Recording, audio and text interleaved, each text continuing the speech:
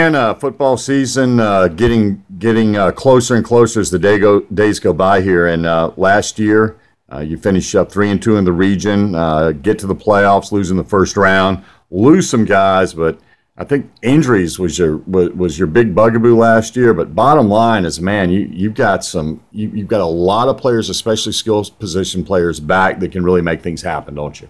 Yeah, we're real excited. We got a lot of kids back, especially on the offensive side of the ball. Deepest position is by far wide receiver. Our running back position looks pretty good. David Israel's doing a great job at quarterback. Offensive line, we pretty much got everybody back but one. We're pretty solid up front. We wish we had more depth up front, but we're looking pretty solid. Now, the other side of the ball, we don't have nearly as many returners, but the returners we have coming back are real quality guys.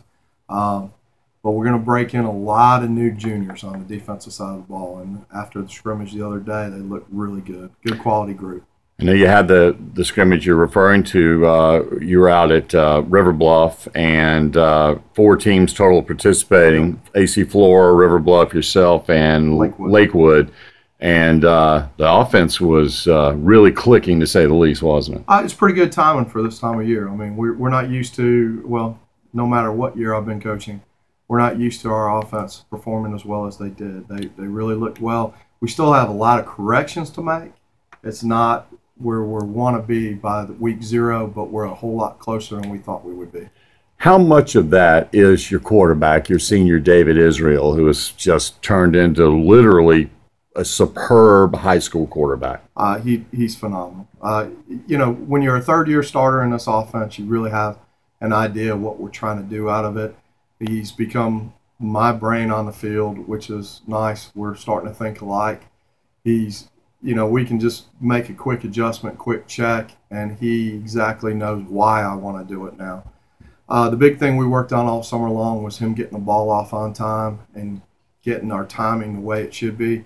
And from what we saw on Saturday, he's hitting the throws when they need to be. Pretty much most of them were on time. You saw a couple of them with me where he was just a little late or made the wrong decision, but they were very few and far between. Not many, yeah. Not many. I saw a lot of nice touchdown passes that he made. Nice. One stat that's phenomenal to me is you said literally you will play probably 12 receivers this year in any given game. Yep. That's astonishing at any level. Yeah, we go 4 wide most of the time, but we'll probably do a little bit more empty sets this year.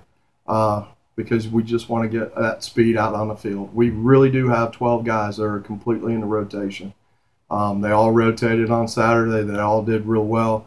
The guys who are going to be blocking the best and get their burst and make all their routes correctly will get more PT than the other guys. Mm-hmm. But we will continue to rotate. It's a chance for us to stay very fresh, very rested at those spots, and keep from getting tired and possibly getting those nagging injuries that we had last year. I know that you could legitimately mention all 12 of them, but just give me, a few of the top guys, such as I know Eric's coming back. And well, we got Eric Weber.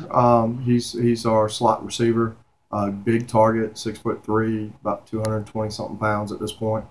Then you got Trey Churn on the left-hand side, 6'5" receiver, can also go and back up Trey. You got Jake McGuire, who backs up Eric. We got Kenny Benton, who's real quick at one of the slot receivers, and the new surprise, new addition this year, one of our fastest guys here at our school, Dorembez Drinkard, and you saw him going deep in the video. He's doing a great job. I'm real proud of him. He's come a long way. He wasn't with us last year, but was with us our sophomore year, so he kind of had an idea of what we're doing on offense.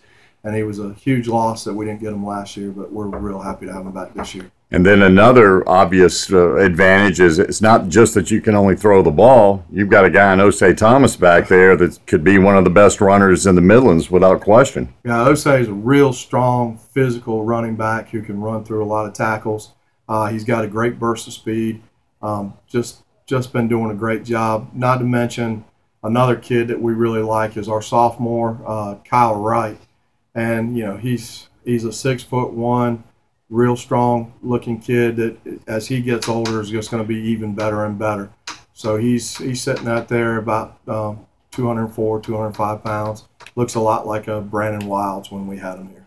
Of course, if you don't have the guys up front getting the job done, none of that will happen. But I know you don't have a lot of depth, but you like the guys that you do have, and they're led by Xavier Kelly, who's back at left tackle.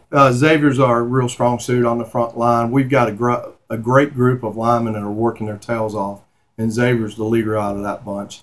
We also have Camp Britt at center, who's second year at that position. He's doing a fantastic job. But we got plenty of guys up front that are really working hard and that are going to protect our quarterback and open up some holes for Osei, we hope. Now on the defensive side, that's kind of maybe the question mark for you, or? Well, it's not really a question in the sense of how, whether they can do it. It's when they're going to be able to do it. We've physically looked so much better. We've gotten a little bit to where our replacements are a little taller. They're what we physically want out there on that football field. They run well. They're aggressive. They played real hard Saturday against some teams that we were worried about running it possibly down their throats. And they really aggressively got after the guys, ran hard to the football, stuck their noses in there, made some great tackles. They just played fast. And if there's anything I want to see out there in the first scrimmage is just good, aggressive, hard running and making tackles and getting after it, not being on their heels. And we really have them doing it already, which is a little bit earlier than I thought a group of juniors would be doing over on that side of the ball. Yeah, speaking of juniors, if I'm not mistaken, like your top 5 guys at linebacker are all juniors? Yeah, wow, yeah, they really are. We run a 3-4, so we got about 5 guys rotating at the linebacker position. And every single one of them is a junior. And they're a good-looking group. I'm real proud of them. They still got a long way to go. We aren't even close to where we want to be. But those guys are working their tails off and getting better every single time we go out there. Then how about the secondary, just overall? Secondary, you've got just a great group. You got Chris Pam and Josh Leith out at the corners. Just maybe the best cornerback duo, among the best cornerback duos in the state, wouldn't you say? Well, I hope so.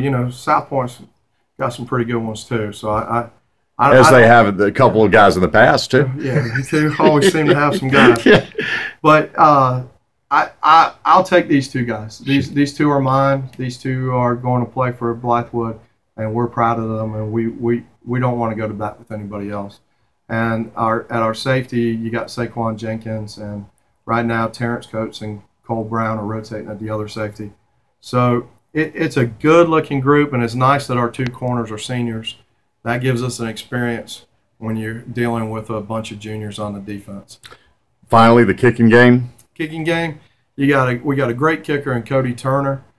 He's going to do most of our place kicking and kickoffs, but also his backup, Derek Ryan, has a tremendous leg who's come a long way. And then Jordan Adams is doing our punting. He did it last year.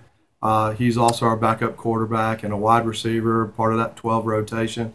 That kid's just a tremendous athlete, and he excels over at baseball. So it's basically whatever you want to try to get that kid to do, he can do well. And he knows the game because his dad is one of Spurrier's assistants, the D-line coach, I believe, Deke Adams. Deke Adams' son. And, yeah. When we're lucky, we got Everett Sands' son is also on our 9th grade. So it's nice. We've got a lot of football knowledge coming through our program right now. And the other great thing is we've had a lot of good continuity in our staff. And our staff is just doing a tremendous job with these kids. And we're getting the program where we want it to be. And we're real excited.